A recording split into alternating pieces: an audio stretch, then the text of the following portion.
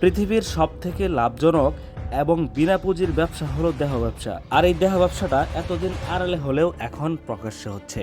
চলুন এবার তাদের ব্যবসার ধরনটা দেখা যাক। সিসি ক্যামেরার ফুটেজের শুরুতেই আমরা দেখতে পাচ্ছি একটা মেয়েকে পতিতালয়ের সর্দার কিনে নিচ্ছে।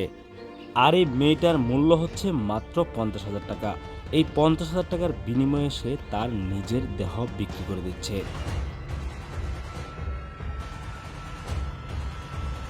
এখন থেকে এই মেয়েটি হলো এই পতিতালয়ের পার্মানেন্ট সদস্য।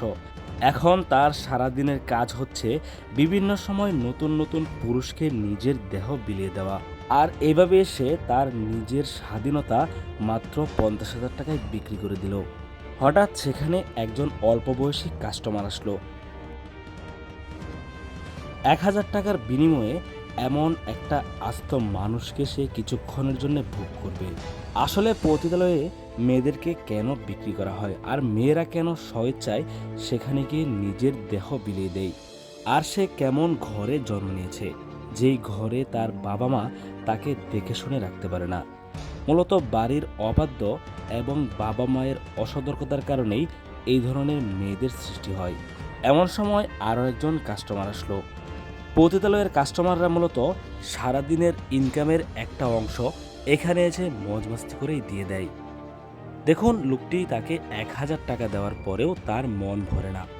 তাকে সার্চ করা হচ্ছে। একটু আগে যে মেয়েটি নিজেকে এখানে 50,000 টাকার বিনিময়ে বিক্রি করে দিয়েছিল, সেই মেয়েটিকে নেওয়ার জন্য আরও একজন কাস্টমার চলে এসেছে। মূলত এদের দিনটা একের পর এক নতুন পুরুষের সাথেই কেটে যায়। যারা পতিতালয়ে কাজ করেন তাদের কাছে টাকা আসলেও কোনো প্রকার সম্মান আসে না। সম্মান এমন একটা জিনিস যেটা টাকা দিয়ে কেনা যায় না। হয় আপনার কাছে সম্মান থাকবে, না হয় আপনার কাছে টাকা থাকবে। এমন সময় আরও একজন কাস্টমার সেখানে আসে। মূলত 3 মিনিটের এই ভিডিওতেই আমরা দেখতে পাচ্ছি কয়েকজন কাস্টমার সেখানে এসে উপস্থিত হয়। তাহলে এখানে কেমন ব্যবসা হয়? বাংলাদেশে এগুলো এক প্রকার বৈধ, কারণ প্রশাসনের লোকেরাও এই ধরনের নিকৃষ্ট জায়গায় গিয়ে নিজেদের ইজ্জত বিক্রি করে আসে।